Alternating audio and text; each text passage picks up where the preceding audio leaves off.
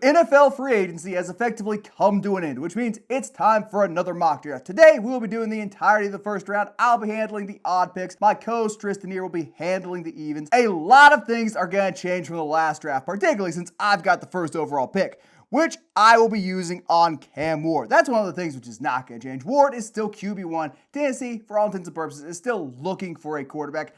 Personally, I think the right move will be get a guy like Abdul Carter, maybe Travis Hunter if you're super high on him. Get a generational prospect, but Tennessee needs a quarterback. They're going to pick Cam Ward. They're going to boot Will Levis off into the ether, and it just is the way it is. There's no point in clickbaiting, doing sensational content this early in the video. I'll save that for the third overall pick. Much like our last mock draft, I agree. I think Cam Ward is going to be the first overall pick, even if the Titans are not the team picking there. I think he's widely considered the best quarterback prospect available in this draft class. There have been teams rumored wanting to trade up for the first overall pick, presumably to select a quarterback. And I think if the Titans wind up not trading it, it signifies that they want to go in the Cam Ward direction. So I would agree with you on that one. When it comes down to the Cleveland Browns, the Giants right after them, they are two teams that haven't really brought in a veteran quarterback yet. There's a lot of debate on where Shedeur Sanders is going to go. If he goes off the board at 2, where are the Giants going to go at 3? And I think you mentioned this before the podcast. Will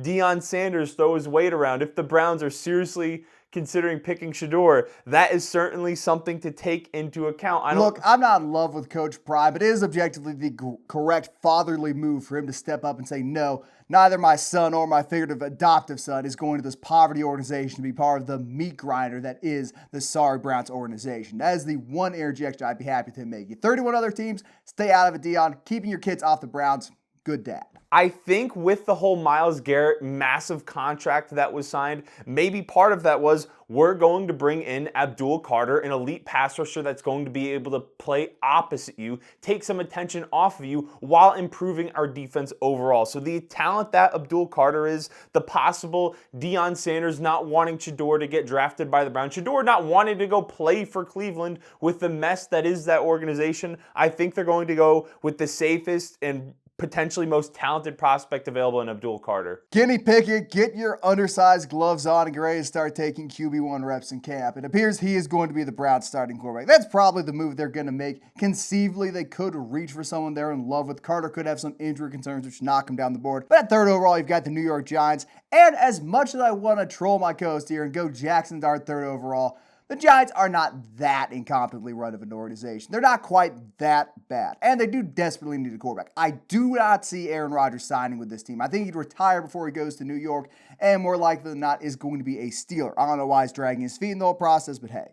So they need a quarterback. Shedeur's on the board. He's going to New York. Big market name, big market player. Hopefully it works out for him.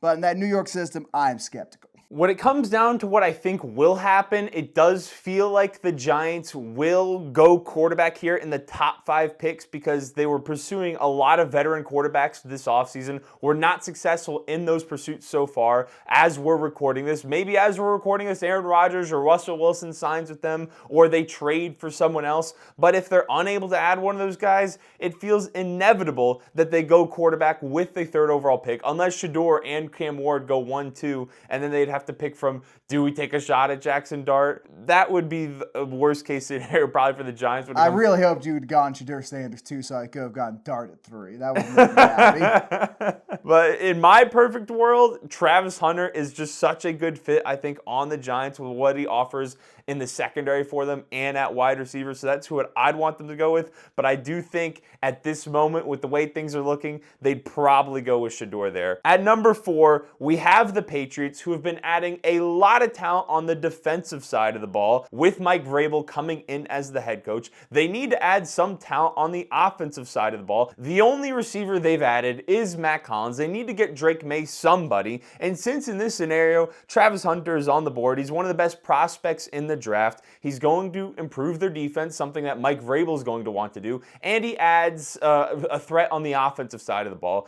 I think it'd be a lot of pressure on Travis Hunter because he'd be asked to be the number 1 receiver right away and the number 2 corner. I think that is a lot harder to do than be a number 1 corner and a rotational receiver who's playing just 15 to 20 snaps a game, but I do think they would go with him there. Yeah, that feels like the correct pick. If I'm the Patriots and I get Travis Hunter, I think he's probably the best receiver in the class.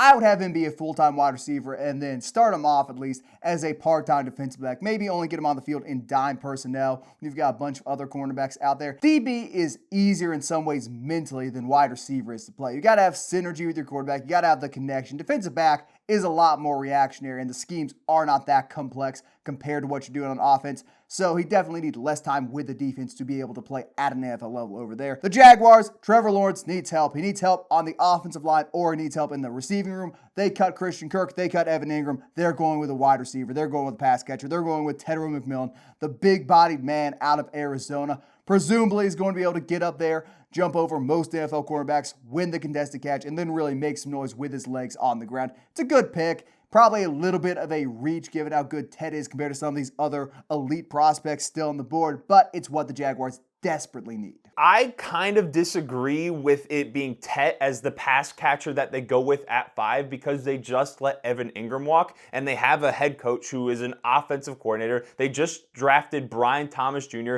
who's a big, deep threat down the field. So they have that elite number 1 receiver, and I think Tyler Warren is significantly in play here at 5 with how dynamic he can be over the middle of the field. He's a solid blocker, not the best in the world, but he can get it done there, and he offers a lot to that offense with the different types of ways you can use him. And I think with Evan Ingram leaving, he's someone they're going to seriously consider taking there. It wouldn't matter if Evan Ingram's on the team or not with my evaluation. Evan Ingram is a slot receiver as much as he is of a tight end. He would not really be your traditional Tyler Warren-esque player.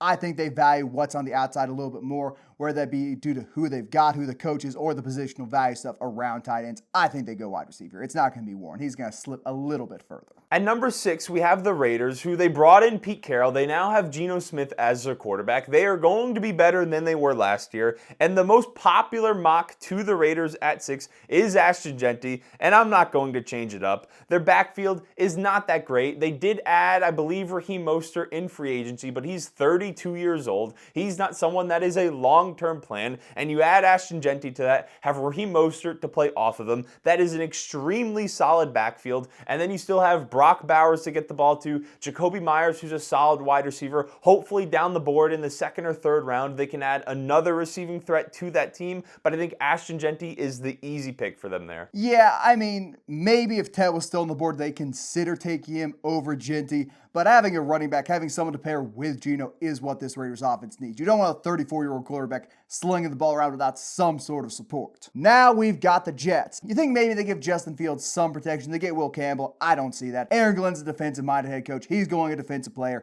He is going to strengthen that defensive line. He's going to get Mason Graham, who's one of the 4 best prospects available in this draft, in my opinion. The T-Rex arms do not worry me. They're 1 inch shorter than Jalen Carter's. Putting him and Quentin Williams next to each other on the same defensive line is going to be devastating for those AFC East offensive lines. Great value pick here.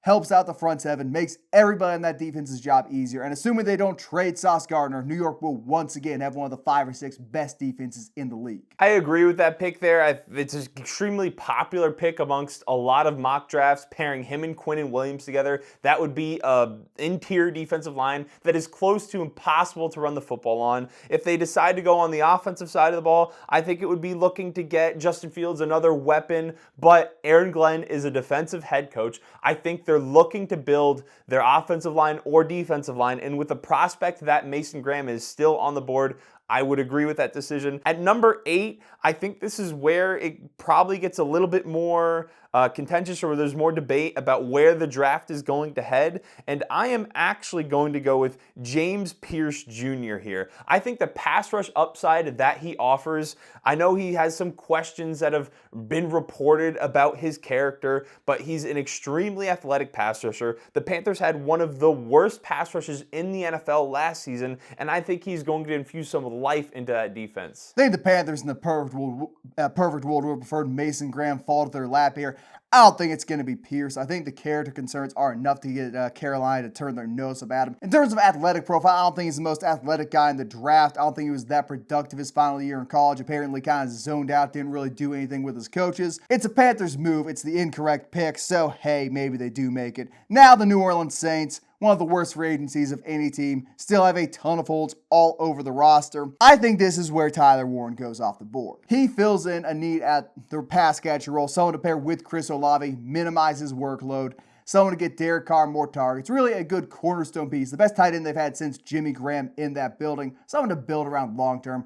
I'm sorry to all those Mormon fans out in the audience who are losing their Taysom Hill touches here, but it's only so long. He is a souped-up version of what Taysom Hill can be. He is Taysom Hill if Taysom Hill was half a foot taller and much better at football. So, gives the Saints an offensive weapon. You can't really fix this team in one draft, but getting the best player available is how you start. The Saints are a team where they're just going to go with the highest graded player on their board because they need talent on offense and they need talent on defense. They signed Justin Reed in the offseason.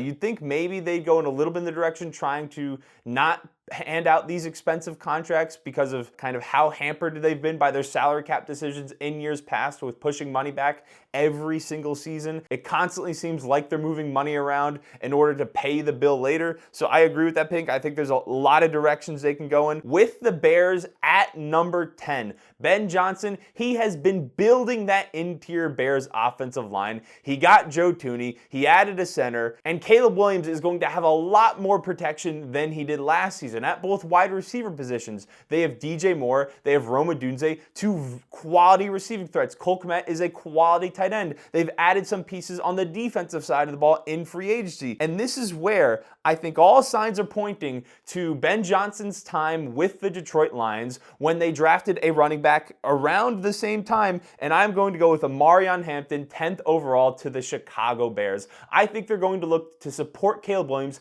as much as they possibly can, give him a plethora of talented pieces in the backfield. Hampton can beat teams in the receiving game. He can beat you on the ground, had close to 2,000 all-purpose yards last year in Carolina, and I think he'd be an excellent player for the Bears. If Will Campbell is still on the board and I was the Chicago Bears, I would bump Braxton Jones inside the guard or sit him on the bench in favor of drafting him, just because I think Campbell is a much better option long-term. Again, the T-Rex arms thing does not worry me. Maybe they go running back here. I don't know. It's hard to say what Chicago's going to do given what they've added in free agency in terms of the interior offensive line. They still got some needs, but feels like a bit of a reach. The 49ers, on the other hand, can afford to get Will Campbell. They've got a hole in the right side of their offensive line. They could conceivably move Campbell into guard. They're not going to play him at center, but outside of Trent Williams, who's getting older, and Pooney, who's a pretty solid right guard, they need to ensure they have some protection for Brock Purdy. Give Brandon Ayuk some time to get home. Give Christian McCaffrey a little bit of a chance to stay healthy as the year goes on. So the best offensive lineman in the draft goes off the board here, and the 49ers are pretty happy about that pick. This is going to be the start of a run of offensive linemen, in my opinion. As we saw in free agency, a lot of teams need some beef on the inside. I think the 49ers, they're 100% going to go with the offensive line, whether some fly off the board in the top 10 picks and they have to pick someone a little bit further down, like a Josh Simmons. They're going to go in some type of offensive line direction. So I definitely agree with that pick. Will Campbell has that positional flexibility there. And with the Cowboys at 12, maybe they're looking to go in the edge rusher direction because they lost Chauncey Goldston to the Giants, more of an interior rusher, but they also lost DeMarcus Lawrence, who's headed to Seattle, beefing with Micah Parsons. So maybe they're looking at someone like a Mike Green or Donovan Ezeraku from Boston College, had 14 sacks last year, I think second behind Mike Green in all of college football. So I think they're going to stick to their draft roots and what they typically do from year to year, and they are going to stick with drafting an offensive lineman. They like building up that side of the ball, and I'm going with Armand Membu. So you go on this long amble about how their defensive line gets worse, and then you spin it around on me and you go Membu. All right, man, it's a fine pick. I think Jerry Jones is going to lose his job if he does that. Well, he can't lose his job. He can't fire himself. Someone's going to get fired if that pick happens. This feels like a wide receiver. They'll fire the janitor. Maybe. Whether that be Golden, Burden, whoever you want to say. I think they go wide out to pair with CeeDee Lamb and potentially Cooper Kupp. Miami Dolphins, all the really high-end offensive linemen have gone off the board at 1 and 2. Best player available kind of takes over on one end. But on the other hand, you just signed Zach Wilson. Presumably, you do not want to have to play him. You've got Tua Tagovailoa, the walking injury concern. So you're still going to look to beef up the front seven. Third pick in a row. Kelvin Banks, in my opinion, is the second best offensive lineman in this draft. I know Mimbo had the great combine. Doesn't change what Banks did over his long collegiate career. also has positional flexibility, can play guard, can play tackle. Feels like a 10-year NFL starter wherever he winds up. Dolphins are going to be very happy with this pick, although I think they're now more so building towards the future without Tua as opposed to protecting Tagovailoa in the short term. Much like the Saints, I think there's a lot of different directions the Dolphins could go there. They just lost Javon Holland. Maybe do they pick a safety that high in the draft? Probably not, given their needs along the offensive line, or maybe adding an interior pass rusher. Maybe they look to draft someone like Walter Nolan there to beef up the interior of their defensive line. So I agree with that pick. The Colts at 14, I think in a perfect world, Tyler Warren is on the board for them, but Colston Loveland is still on the board. Another very good tight end prospect who, whether Daniel Jones happens to win the starting quarterback job, or it is Anthony Richardson, which hopefully that is the guy for you. He'll have Colston Loveland to throw to, along with a lot of other good wide receivers and Jonathan Taylor running the ball. Yeah, I like Colston Loveland, but they've got enough depth at that wide receiver position where conceivably, unless someone like Warren, who's truly a generational talent, is on the board, I think they may be going a different direction. Not a terrible pick, but definitely may work out. I like Colston Loveland. Michigan man, the collegiate production, complete smoke screen, as you heard in the last video. Atlanta Falcons. They need wide receivers. They need somebody in their front seven. They could probably use a replacement on the offensive line. A lot of holes can be filled. Secondary's all right, which kind of stinks because I think Malachi Starks and Will Johnson are the best two players available. Atlanta's not going either of those guys. Instead, they're going Mike Green. They're going to take a flyer on the dude out of Marshall. Tremendous athletic upside. Big production in college against somewhat weaker opponents. Got some character concerns, as my co-host pointed out last video. But Atlanta, good culture. Just as long as they're not drafting those Georgia Bulldogs, they are going to be more than happy to make these risky picks. I 100% agree. I think Atlanta is going to go in the direction of an edge rusher here. There's a lot of talented ones in the board that I think could potentially go off the board in the first round. I think there's three other guys that they could pick there between Ezraku, Michael Williams, Shamar Stewart. And I agree that I think Mike Green, with the production that he showed, as long as those character concerns more doesn't come out about them, I do think he's going to go off the board early. At 16, we have the Cardinals. And originally, when I was looking at this mock before we sat down to record this, I was thinking Calvin Banks might be available here for the Cardinals to draft. That is not the case. So I'm going to have to go with the same pick that Isaiah made in our last video, Josh Simmons, pairing him with Paris Johnson, who they drafted, two Ohio State offensive tackles. They need to protect Kyler Murray, and I think that's what they're going to do if they want that to work. I don't think they want their $50 million a year quarterback to fall flat in his face. Originality has never been your strong suit, so good pick. Cincinnati Bengals. They're not going wide receiver. They tag T. Higgins. They're going to extend Chase. They're looking for a first-round pick for Trey Hendrickson, which is just not going to happen unless it's way down the line. I think they take a swing at Kenneth Grant's an appealing option. Walter Nolan, also an appealing option. But odds are they're going to be replacing an edge player. And Michael Williams, big athletic dude from Georgia, sounds an awful like some of the draft picks they made in the past, last year with the Mims. I think Michael Williams here is the pick for your Cincinnati Bengals.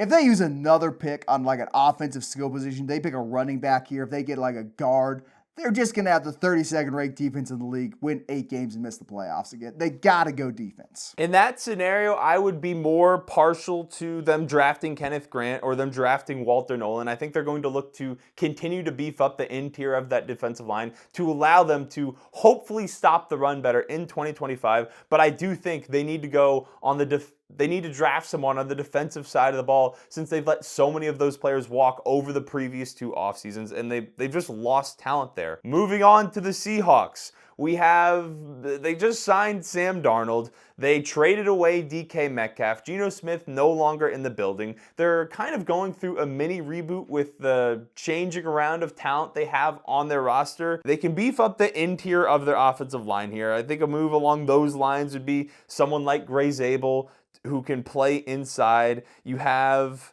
Tyler Booker still on the board from Alabama, probably the only true interior offensive lineman that may go in the first round. And they could also look to add someone on the defensive side of the ball. So here, I think Will Johnson is still on the board.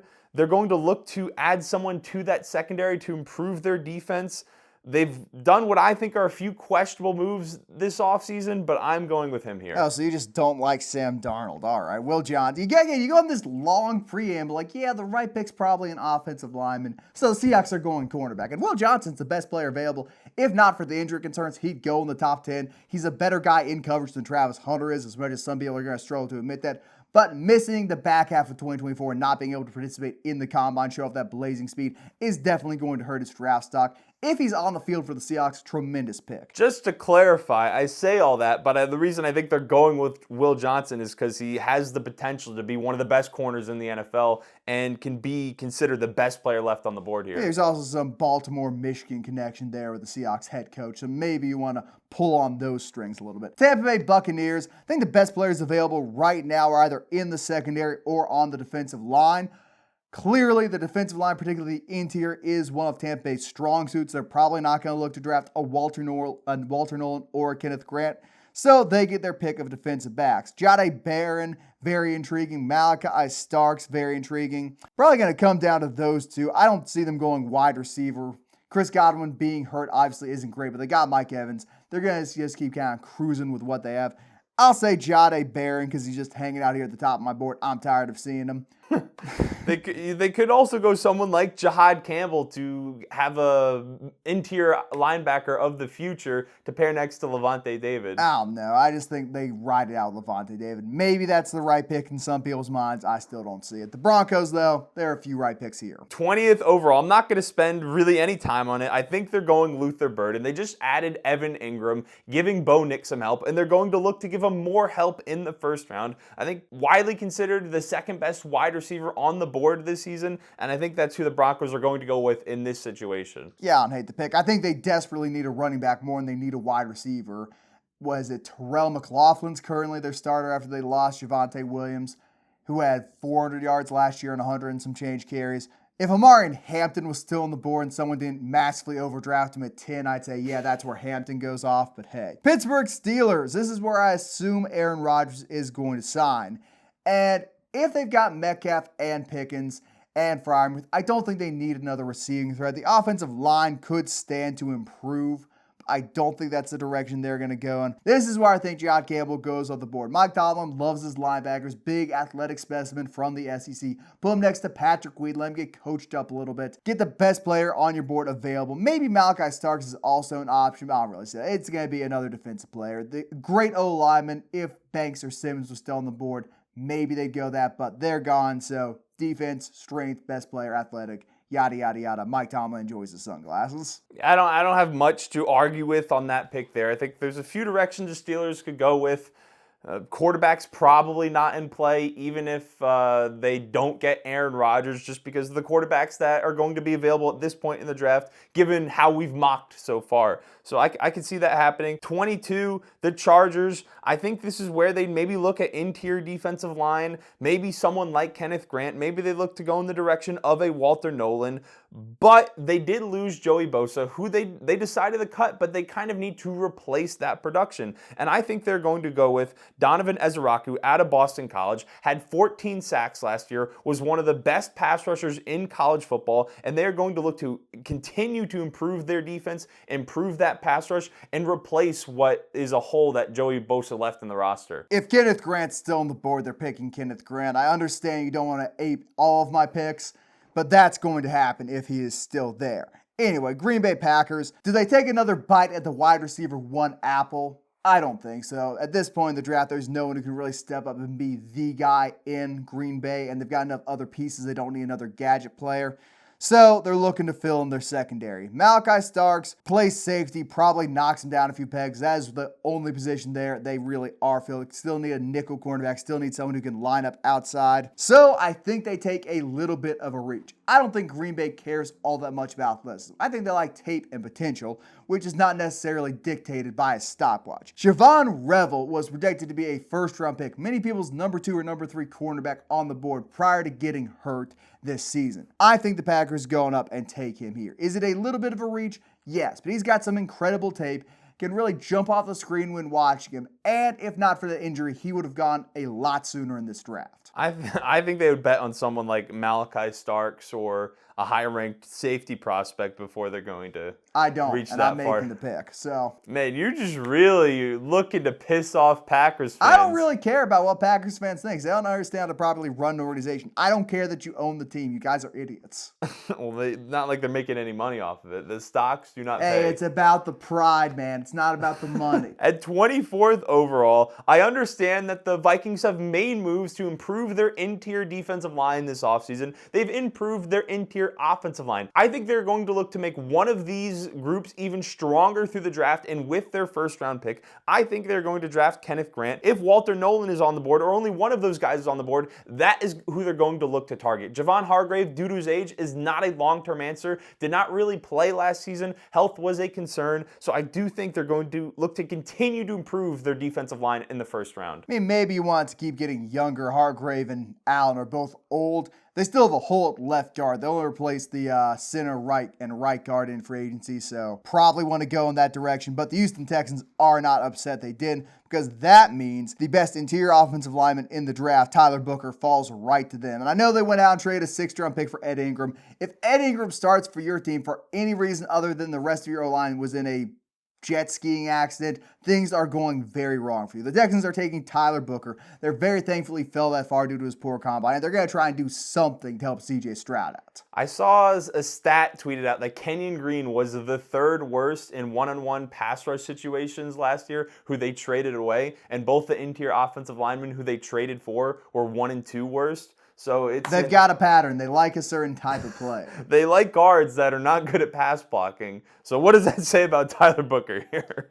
Poor Tyler Booker. I liked him so much. Apparently he can't pass block. Sad. The Rams, they brought Matthew Stafford back. They added Devontae Adams. They have had a strong start to their offseason through free agency, adding more talent on the offensive side of the ball. Will they look to draft an offensive lineman here to help protect Matthew Stafford? I think that's the direction they're going to look to go in. I think Ray Zabel is coming off the board here, gives them positional flexibility across the offensive line. They can plug and play him in a few different positions, and I think they're just going to look to add more talent there to help Matthew Stafford stay healthy the entirety of 2025. I think if they're drafting someone, they stick to the West Coast bias and go Josh Connerly here, much bigger guy, better athlete. You and Gray Zabel, man, I don't know. I get PFF's got him well graded out here. He's not going to be a first-round pick. I'm telling you now.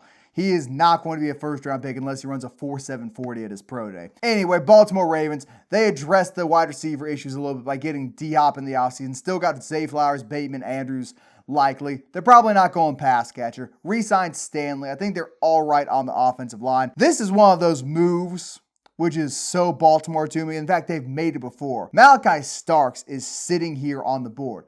Best player available. Just fell all the way down here because he's a safety. Did the exact same thing with Kyle Hamilton at 14. Do I think Starks is as good of a prospect or a player as Hamilton? Absolutely not, but he's still going to be pretty good. I don't care what they've got in the back end already. They will find a way to play Starks, put him next to Hamilton, and have the best safety duo in the NFL within a year. I agree. I think the Ravens, looking to add any talent to that defense, they're going to go best player available, the highest graded player on their board. Whether Malachi Starks is off the board, I mentioned in the last video, you have Nick Emanwari, who had an incredible combine, the best safety combine we've ever seen in NFL history from a relative athletic score perspective.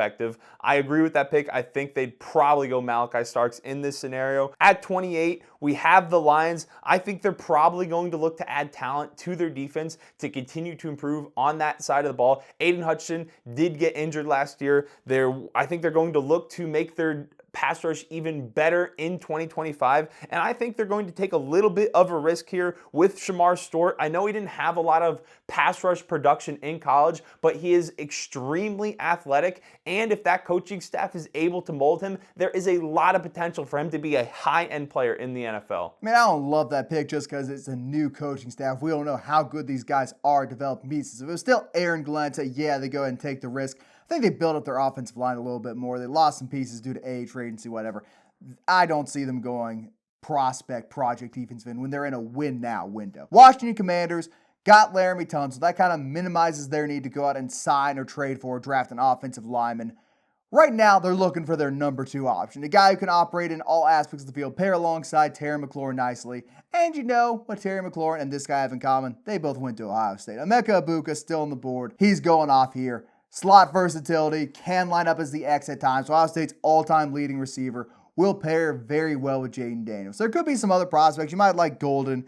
You might just say, hey, Jaden, you get to make this pick here. What wide receiver fits best with you? And it could be someone completely different. It could be Tez Johnson for all we know. They're going wide receiver, and since Egbuka is still available, I'll pick him. Maybe they look to go in the secondary. They draft someone like Maxwell Hairston out of Kentucky.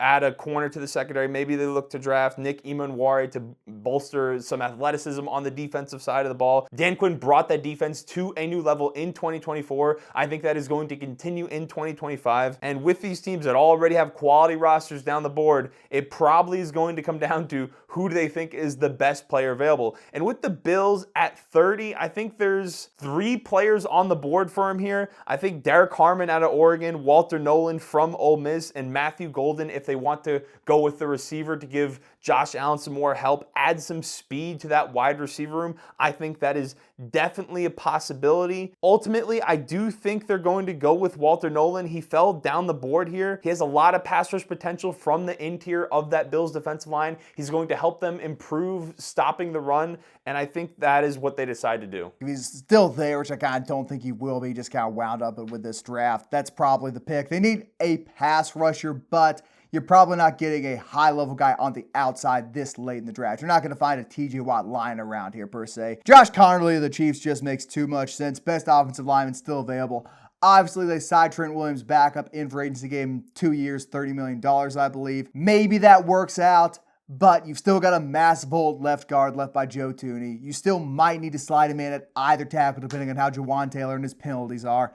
And I think he's a little bit underrated. Not quite a Kelvin Banks or a Will Campbell to me, but still a very solid prospect who is responsible for some high-level play at Oregon. Those Oregon offensive tackles have a pedigree in the NFL. They generally work out. If Josh Connerly is there at 31, the Chiefs are going to be over the moon that they're able to add him to their offensive line, add a young, talented piece that can be a part of their long-term future. So I think that is a very easy pick for them. An even easier pick for the Eagles at 32. We know what they've done in recent drafts. The fact that we kind of missed him and he fell this far down the board, I'm a little disappointed with myself. Jalen Walker is going to fly off the board at 32 to the Eagles.